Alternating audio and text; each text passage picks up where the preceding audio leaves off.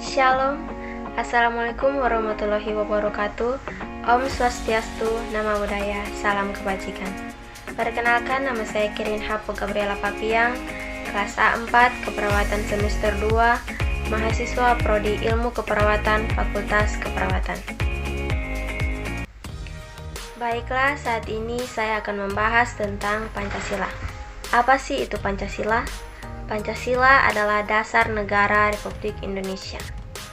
Dan Pancasila ini terdiri dari kata bahasa Sanskerta, yaitu panca berarti 5 dan sila berarti prinsip atau asas. Pancasila merupakan rumusan dan pedoman kehidupan berbangsa dan bernegara bagi seluruh rakyat Indonesia. Pancasila dalam sejarah negara Republik Indonesia. Dalam sejarah Pancasila, pada setiap tanggal 1 Juni di Indonesia selalu memperingati hari lahirnya Pancasila.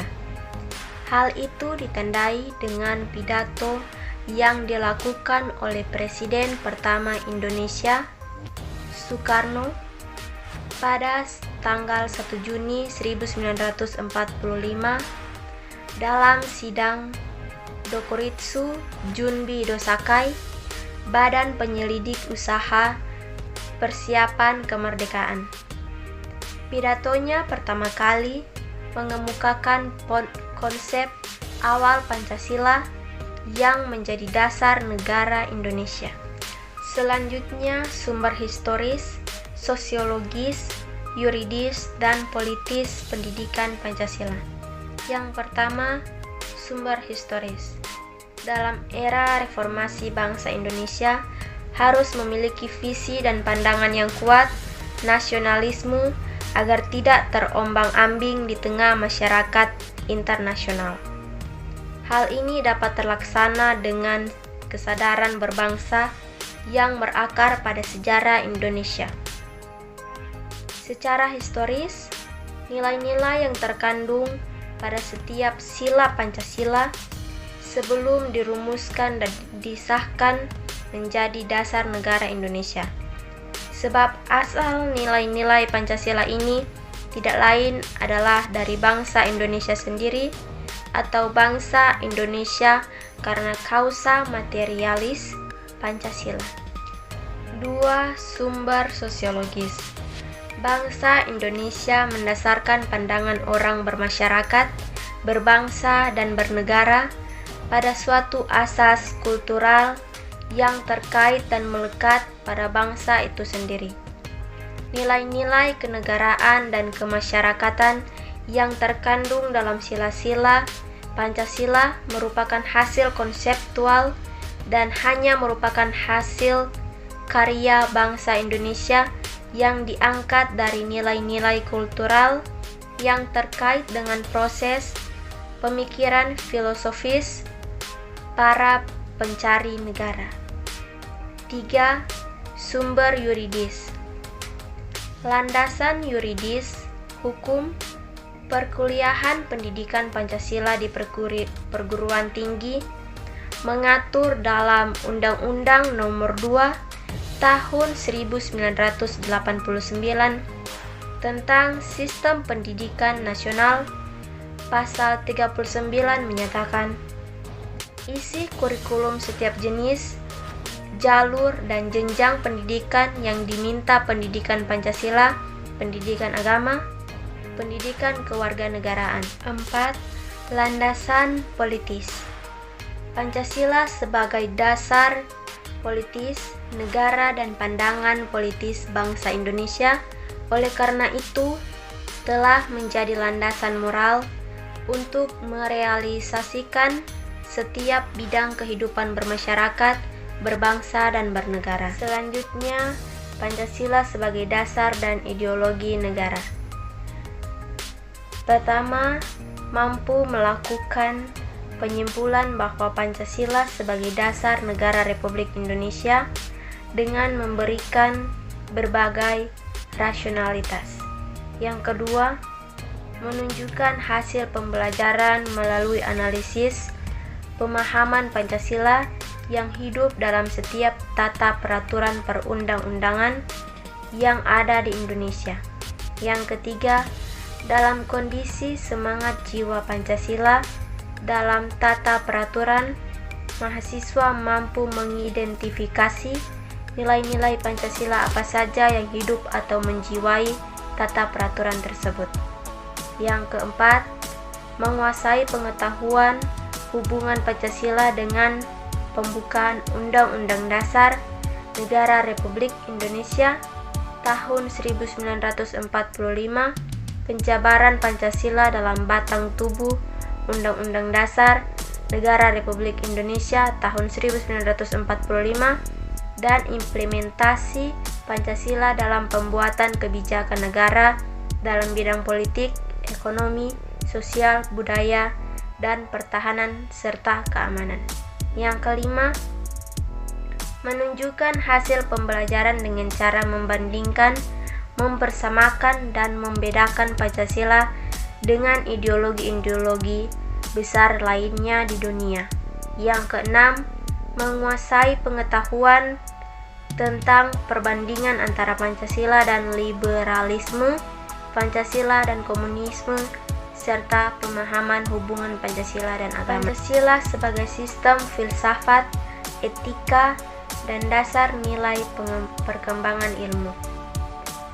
1. Menunjukkan hasil kemampuan membandingkan, mempersamakan, dan membedakan pendapat yang berkembang mengenai filsafat Pancasila.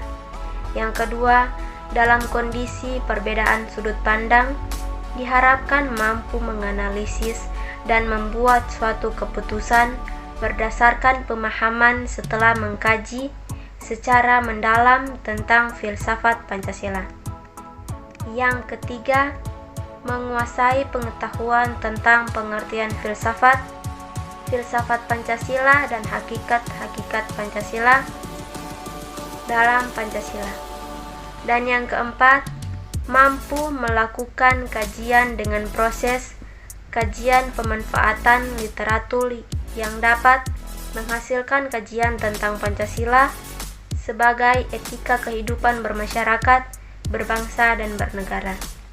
Yang kelima, dengan metode kajian literatur diharapkan dapat mengkaji Pancasila sebagai sistem etika dari berbagai perspektif. Latar belakang lahirnya masa reformasi. Pancasila dapat diperuntukkan kepada negara, masyarakat, dan pribadi bangsa Indonesia. Dengan perkataan lain, Pancasila itu sebagai norma hukum dan dasar negara Republik Indonesia, sebagai sosial etis bangsa Indonesia, dan sebagai pegangan moral rakyat atau negara Republik Indonesia. Lahirnya Pancasila itu dalam penanaman pidato Presiden Insinyur Soekarno selaku anggota Dokuritsu Junbi Dosakai atau Badan Penyelidik Usaha Persiapan Kemerdekaan Indonesia yang ditetapkan oleh sidangnya yang pertama pada tanggal 28 sampai dengan 1 Juni 1945 di Jakarta. Amandemen pertama, kedua, ketiga, dan keempat Undang-Undang Dasar 1945. Yang pertama, amandemen Undang-Undang Dasar 1945 yang dilaksanakan pada Sidang Umum MPR tahun 1999 tanggal 14 sampai 21 Oktober 1999. Dan yang kedua, amandemen Undang-Undang Dasar tahun 1945 dilaksanakan pada Sidang Tahunan MPR tahun 2000 tanggal 7 sampai 18 Agustus tahun 2000. Perubahan kedua Undang-Undang Dasar 1945 ditetapkan pada tanggal 18 Agustus tahun 2000. Dan yang ketiga, amandemen Undang-Undang Dasar 1945 dilaksanakan pada Sidang Tahunan MPR tahun 2001 tanggal 1 sampai 9 November 2001. Perubahan ketiga terhadap Undang-Undang Dasar 1945 ditetapkan tanggal 9 November tahun 2001. Yang keempat, Amandemen Undang-Undang Dasar tahun 1945 dilaksanakan dalam sidang tahunan MPR 2001 tanggal 1 sampai 11 Agustus 2002. Hasil amandemen Undang-Undang Dasar tahun 1945 yang kedua meliputi 19 pasal yang terdiri atas 31 butir ketentuan serta 1 butir yang dihapuskan. Dan perubahan sistem ketatanegaraan Republik Indonesia setelah amandemen Undang-Undang Dasar 1945 meliputi berbagai hal, yaitu yang pertama, mempertegas prinsip negara berdasarkan atas hukum pasal 1 ayat 3 dengan menempatkan kekuasaan kehakiman sebagai kekuasaan yang merdeka, penghormatan kepada hak asasi manusia, serta kekuasaan yang dijalankan atas prinsip due process of law. Yang kedua, mengatur mekanisme pengangkatan dan pemberhentian para pejabat negara seperti hakim. Dan yang ketiga, sistem konstitusional berdasarkan perimbangan kekuasaan, check and balance, yaitu setiap kekuasaan dibatasi oleh undang-undang berdasarkan fungsi masing-masing. Yang keempat, setiap lembaga negara sejajar kedudukannya di bawah Undang-Undang Dasar tahun 1945. Dan yang kelima, menata kembali lembaga-lembaga negara yang ada serta membentuk beberapa lembaga negara baru agar sesuai dengan sistem konstitusional dan prinsip negara berdasarkan hukum. Selanjutnya, implementasi sila pertama, sila kedua, ketiga, keempat, dan sila kelima Pancasila dalam aspek kehidupan bangsa. Dan dalam sila yang pertama ini, yaitu ketuhanan yang Maha Esa, dalam kehidupan sekarang, setiap masyarakat Indonesia dijamin kebebasan dalam menjalani kepercayaannya masing-masing. Masyarakat kini dapat menjalani kepercayaannya dengan tenang tanpa gangguan intoleransi. Dan di sila ini masyarakat juga diminta agar tidak memintaskan agar agama lain dan harus menjunjung tinggi kerukunan umat beragama antara satu dengan yang lain. Dan sila yang kedua, kemanusiaan yang adil dan beradab. Di sila ini semua warga negara Indonesia memiliki hak yang setara dalam pemenuhan kesejahteraan. Selain itu juga kesejahteraan dalam kehidupan yang layak, hak politik, hukum, dan semua hal yang telah diatur di undang-undang tanpa melihat suku dan ras warga negara Indonesia tersebut. Dan dalam sila yang ketiga, yaitu Persatuan Indonesia, di sila ketiga ini semua warga Indonesia tidak boleh melakukan aksi-aksi yang dapat meregangkan persatuan dan kesatuan negara kita, seperti melakukan tindakan terorisme, intoleransi, gerakan separatis, dan hal-hal yang serupa. Dan sila yang keempat, kerakyatan yang dipimpin oleh hikmat kebijaksanaan dalam permusyawaratan perwakilan. Dapat dilihat bahwa banyak sekali kasus ataupun masalah yang terjadi di negara kita yang menunjukkan penurunan sila keempat ini. Contohnya, banyaknya kasus sengketa pilkada yang harus berakhir di MK.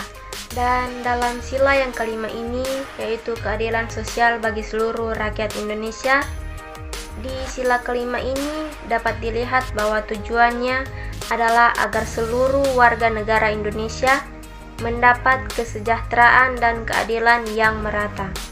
Seluruh rakyat Indonesia berhak mendapatkan penghidupan yang layak, penghormatan terhadap hak asasi manusia, perlindungan keamanan dan hukum yang seutuhnya, dan semua hal yang berkaitan dengan kesejahteraan warga Indonesia. Selamat datang di Universitas Pembangunan Indonesia Manado.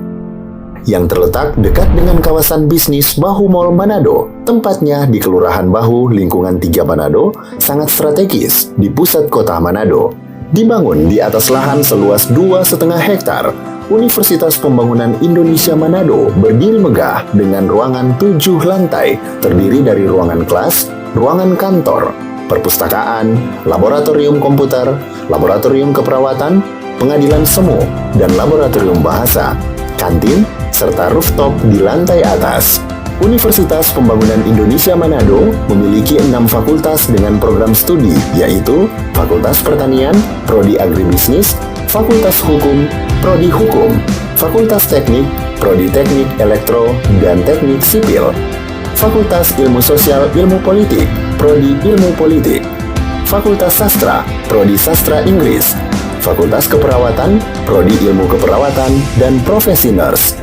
Didukung oleh sumber daya manusia yang berkompeten dan tersertifikasi, Universitas Pembangunan Indonesia Manado memiliki dosen dan tenaga kependidikan dengan latar belakang S2 dan S3 lulusan dalam dan luar negeri.